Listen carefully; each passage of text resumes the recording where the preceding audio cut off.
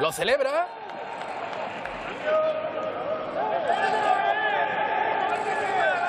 Benítez anula el gol.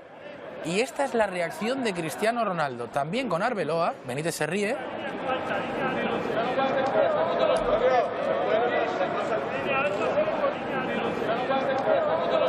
Y esto es lo que le dice Cristiano Ronaldo. Parece que a Rafa Benítez. En cualquier caso, como puedes ver, Manolo, hay algo, no sabemos exactamente qué, pero hay algo que no le está gustando nada a Cristiano Ronaldo en este momento.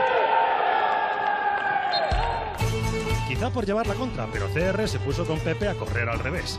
Cristiano está imprevisible y sobre todo sumamente irascible. Eso de echar la técnica cada 2x3 lo lleva fatal. Cansado estoy de escuchar a este hombre. Tan cansado como ver a Gareth tirar a freír churros. Con lo fácil que es pasarla, si solo es darle. En el partido, el equipo de CR marca y se oye su... festivo. Y ojo. ¿Anularnos el gol, Rafa? ¡Ja!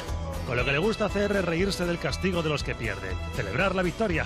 Es ahora, y solo ahora, cuando podemos entender por qué pasó lo que pasó. Cristiano marca un gol clave y suena un pitido. Benítez lo anula y... CR se agarra a un mosqueo monumental con Benítez. Arbeloa se acerca a mediar y casi es peor.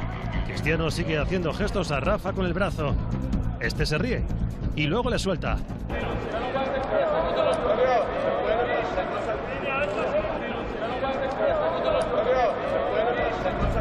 Está realmente enfadado y sigue con lo de los portugueses.